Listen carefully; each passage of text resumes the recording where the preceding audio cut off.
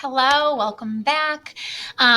For one of the freshman classes, this video is actually going to be turned into an ed puzzle and serve as your quiz. So make sure that you're listening carefully. A lot of the information and answers will be on the slides, but I am orally elaborating on some of these things. So you will absolutely need to listen as well as see what's on the slides. So watch and listen. So where we left off, and I know we already covered this in both classes, but where we left off is that the Catholic Church taught, okay, and Catholicism is the dominant religion in all of Western Europe right now, okay, 1500s, okay? We have a Renaissance in the 1400s, we have Renaissance values, and so forth. And so the Catholic Church, this is how you get to heaven or achieve salvation, right? Faith in God, that's a no-brainer. The seven holy sacraments, which is on the next slide, which we talked about, and then the good works, the good deeds, right? Charitable acts. And that is the Catholic view to get to heaven. You're going to see towards the end, right? The Protestant view is a bit more simpler, right? Stripped. The only thing, right, you need to get to heaven or achieve salvation to a Protestant is the faith in God piece. You don't need the good deeds, the good works. The argument is that is what will be corrupted over, time and so forth. We did this, so I'm not going to spend too much time on it, but these are the seven holy sacraments. And another source of financial corruption of the church during this time period is that baptism and marriages, they charged higher fees to baptize and to marry Europeans. What was the money used for? To remodel St. Peter's Basilica or St. Peter's Cathedral in Rome. Same reason why indulgences were sold, another source of financial corruption. So remember, okay, overcharging, prices, fees for these sacraments is going to anger a lot of people, especially since the Catholic view is you need these seven holy sacraments to get in God's good graces to, get to heaven, achieve salvation. We talked about lay investiture, right? Kings, lords, nobles, the higher up, appointing friends and family to church positions, feuding with the church and the Pope on this. The Pope and the church argues we're the ones responsible to appoint, our own, church positions. Simony is when the church position was sold to the highest bidder. Very corrupt, even though, someone was training in the monastery, that position would be sold, okay? Not the most qualified, but the rich. So the rich were able to buy church positions. Corruption. Indulgences, buying forgiveness, There were indulgence certificates or pardons issued by the Pope, reducing one's soul's time in purgatory. Basically saying you got a one-way ticket to heaven, you're not going to have to worry about purgatory because your sins are forgiven. And then the last corrupt practice, like I just said, overcharging the sacraments, particularly marriage, baptism, and, last rites for the dying, especially when the plague was happening in the 1300s. We did this, so I'm going to move right along here. You should know what lay investiture and simony is. I will have some questions coming up on the ed puzzle about these and why are they corrupt, okay? Remember, priests are required to go through lengthy and rigorous training in a monastery, First they're a monk, then they, accelerate to priest and so forth. If you were powerful enough, you might be a bishop, archbishop, cardinal, etc. Remember, the Catholic Church, with the Pope being the father, the leader of the Catholic Church, is modeled after the Roman government and military. I remember when I keep saying once the Romans got their hands on Christianity, okay, things began to evolve a bit. We talked about indulgences, arguably the most corrupt practice, okay? Basically, you're buying forgiveness. It began as a way to repent or ask for forgiveness through, for your sins, through charity, good deeds, good works. And by the 1500s, they're just going to be sold to rich folks to basically buy forgiveness. And the money will be used to remodel and beautify a lot of the Italian Renaissance artwork we've seen in the last unit, as well as St. Peter's Basilica. We know these corrupt practices were not questioned during the Middle Ages, and we talked about why. There was no Renaissance. There was no printing press yet. The church had more power in the 1200s and 1300s than it will in the 1500s. Okay, and we talked about these Renaissance values. Some Christians, Christian humanists, right, Erasmus and many others, they began to criticize church corruptions and pushing for the Bible to be in the vernacular. That way, that whoever, the vernacular is the locally spoken language. My vernacular is English, although in school I could speak a little bit of Spanish, right? The vernacular of Canada might be English or French. Okay, what is the vernacular of Mexico, right? It would be Spanish. So the vernacular is the locally spoken language. Humanists wanted to reform the church, okay? They wanted to fix, reform, change, improve for the better, and really rid those corrupt practices, get rid of the corruption that the Catholic Church had. And this movement is known as the Protestant Reformation. At first, the Catholic Church was unwilling to admit any faults, any corruption, and they're going to push back. Okay, like I said, as a result of the printing press, right, Erasmus, that Dutch priest who wrote Praise of Folly, Martin Luther, John Calvin, and any other reformation ideas will be able to spread much quicker thanks to the printing press. So now more people are going to hear, and it increases the call for church reform. So what is this Protestant Reformation? Okay, again, it's a religious movement in the 1500s that will split. It's not going to just be Catholic Europe or else. Now we're going to see an explosion of new different types or sects, divisions of Christianity. Okay, we're going to see two different types of Protestant, right? We have Lutheran Protestant and Calvinist Protestant. I will teach that, okay? So what's going to spark this? What's the spark that creates this Reformation? Well, Pope Leo X, he was a member of the Medici family. Okay, the Medicis had plenty of their families, in the church. A couple popes, were Medici, Pope Leo X being one of them. So there's a source of corruption right then and there. And he needs money to remodel and rebuild St. Peter's Basilica or Cathedral in Rome. So he pushes for marriage and baptisms to be, the prices to be overcharged or inflated. And he commissions or he pushes the sale of indulgences and he promotes it and says, look, we need money.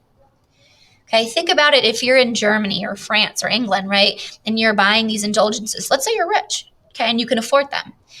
The money is being funneled into Italy, into Rome, maybe Florence, Venice, these wealthy Italian cities. Rome is being beautified, Michelangelo painting the Sistine Chapel in Rome, okay, in Florence, okay, St. Peter's Basilica or Cathedral, Basilica means cathedral, is in Rome. So if you would live anywhere else outside of Italy, you're not seeing any of this kickback. You're just seeing all the money being funneled into Italy, another source of corruption. So this is going to start with a man named Martin Luther in the early 1500s. He's from Germany, although Germany doesn't exist yet, It's the Holy Roman Empire. And he's going to become involved in a really serious argument or dispute with the church. Now, he wasn't always a monk. In fact, he was actually studying to become a lawyer and he was going to law school. And the story is said he was caught in this really awful, vicious thunder and lightning storm. And lightning struck the road as, he was trying to go home to his parents' house. And his horse comes this close to getting struck by lightning. The horse, throws him off. Martin Luther goes flying. And this scary encounter really, impacted Martin Luther. He prays to St. Anne because Catholics pray to saints. Martin Luther will say, you're not going to pray to saints. You're going to just pray to God. You and God, baby, you and God, okay? But he was Catholic at this time, a devout Catholic. And so he's praying to St. Anne and he says, if you keep me alive and I survive the storm and I make it back home, I will change my ways and, I'm going to join the church. And he survived the storm. He made it back home and he will become a priest, much to his parents' dismay. They were upset by that. They wanted him to be a lawyer, not a priest. And he will also be a scholar. Why do I have scholar here? Because he's going to study the Bible in depth. Okay, he's going to study the Bible in depth, become increasingly convinced that the Pope is not the ultimate source of authority. The Bible is. Okay, he will say the Pope's wrong about the sale of indulgences. What else is the Pope wrong about? The Bible is the ultimate source. Okay, so scholar, he's an academic. Okay, he does it all. So Martin Luther is really, really upset. He's deeply troubled with the sale of these indulgences. He sees this as false corruption. False salvation, right? It's wrong. It's so corrupt. So, and think about it. Like I said, the money from the indulgences was being funneled and spent in Rome and other Italian cities. It's not getting sent back to Germany, where Martin Luther is, or other parts of Europe. The poor can't afford these indulgences. So does that mean they're not forgiven? Does that mean God, is going to treat the poor differently? So the poor are going to be stuck in purgatory, but the rich get a one-way pass to heaven? And so he's really, the more he studies the Bible, he's like, no, I don't like this. This isn't it. And he says, the Bible is the ultimate source of authority, not the Pope. So during his studies of the Bible, like I said, Luther was convinced to achieve salvation and get to heaven, it's not achieved by the sacraments, and it's certainly not achieved by good works, good deeds. You don't need that.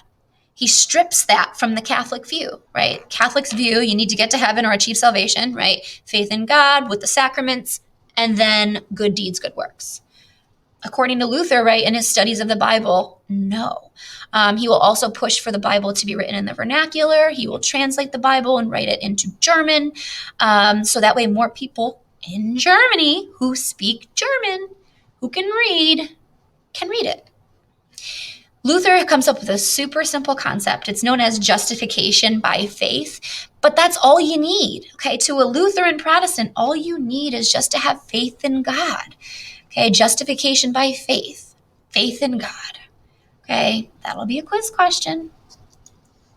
Now, what will really kind of be the straw that breaks the camel's back for Luther is that this incident occurs in Wittenberg, Germany, at All Saints Church.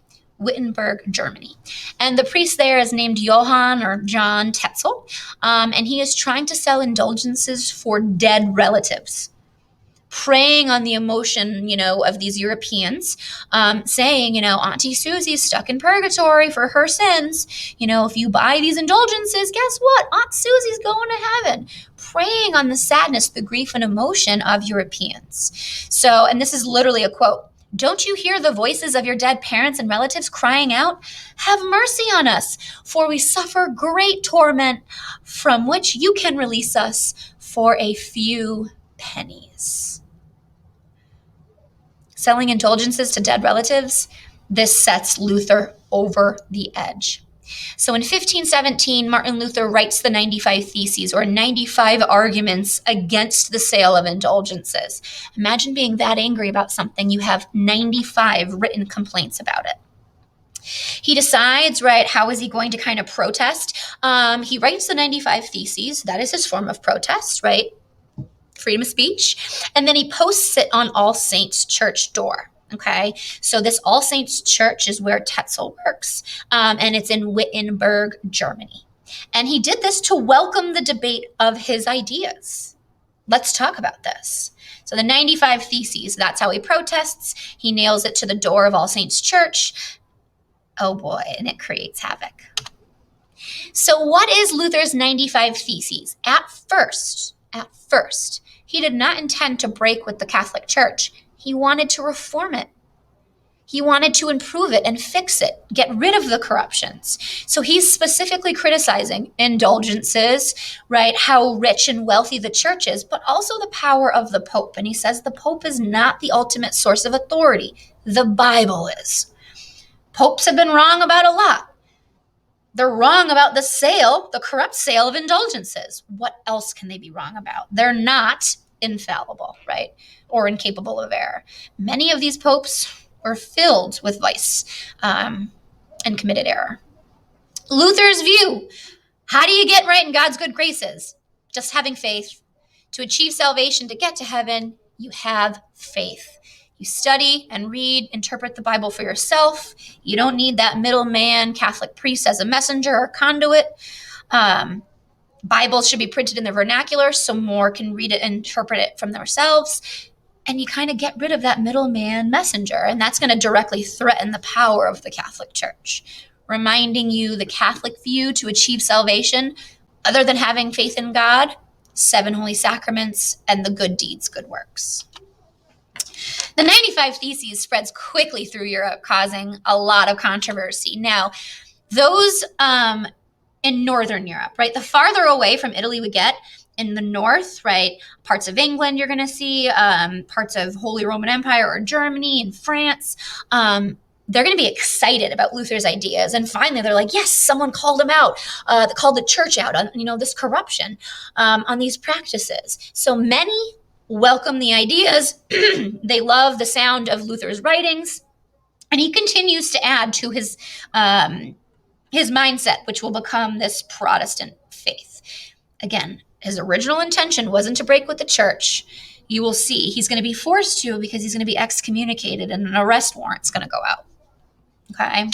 Now, the Catholic Church, of course, condemns Luther, and they reject his ideas, reject his teachings, and they're going to call him in 1521. He's going to have a meeting with the Pope, the Holy Roman Emperor, and other, important politicians of that time period. So Luther eventually, as the church, like I said, will excommunicate him and retaliate, lash back. You should have seen in a video that some German princes in the north, Frederick of Saxony, will actually invite Luther into his castle. He'll hide out there and he'll help with Bible vernacular translation.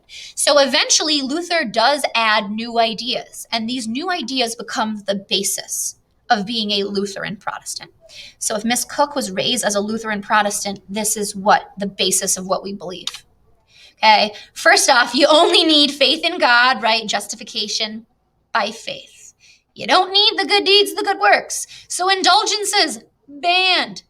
Okay, rejection of most sacraments. The only 2 sacraments that most Protestants will acknowledge will be baptism and marriage. We need to have simple message-based, right, teachings and services. We don't need this huge, elaborate, expensive, wealthy mass. Why are you going to pray to the saints? And why are you going to confess to a priest when you're going to pray to God instead, and you're going to confess to God instead?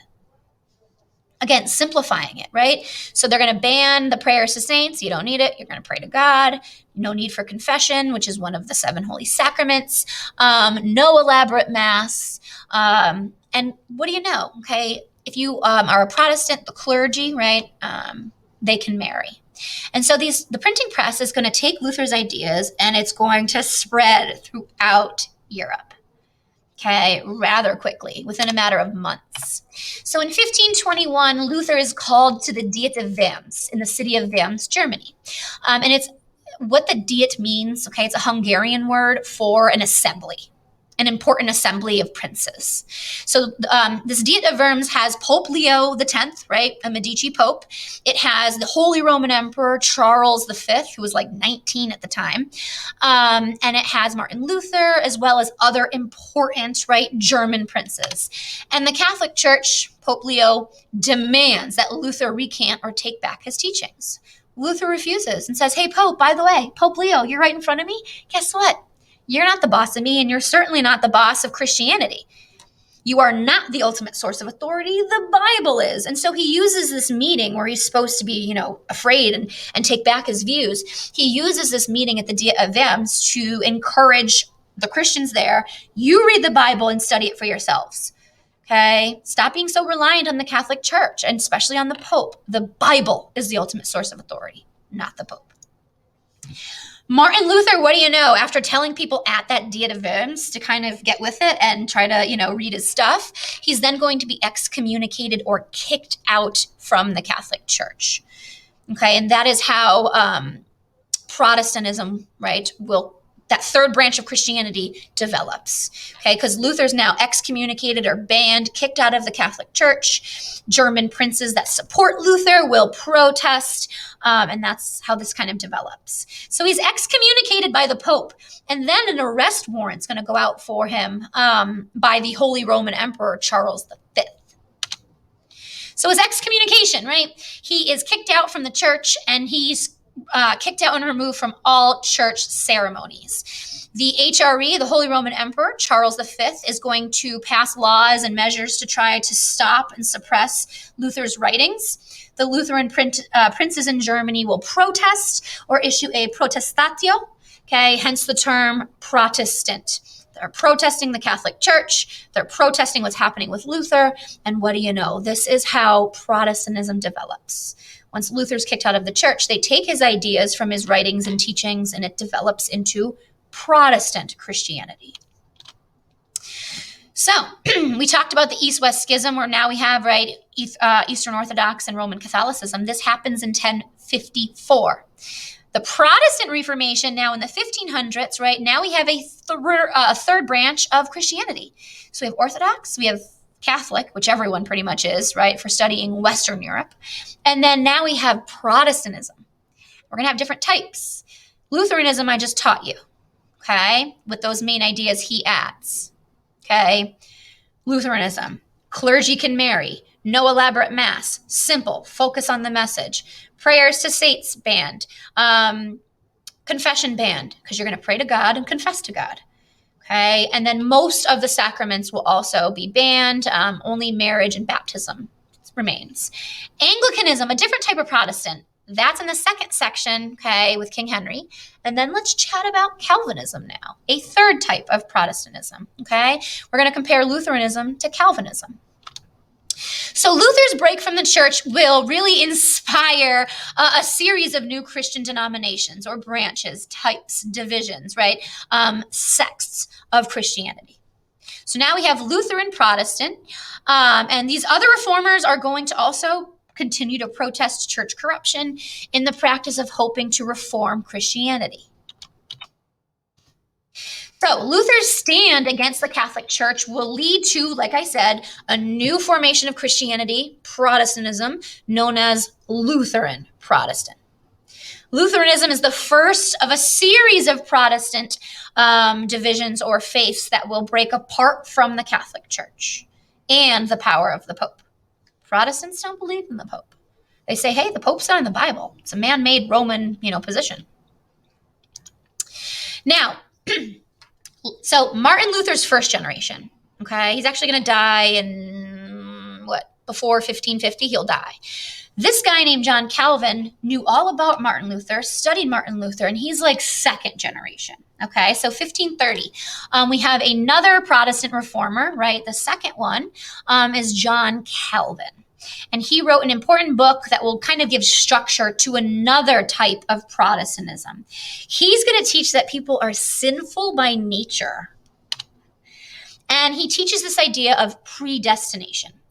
God predetermines, right, or predestines those who will be sinners, those who will be saints, those that will be, going to hell, those that will be saved and go to heaven and achieve salvation. And so this is different than Lutheranism, because Lutheranism doesn't believe in predestination. Okay, this is specific to Calvinism. Okay, there's John Calvin. So this is predestination, right? The argument is God has chosen your path before you were born. He's predetermined.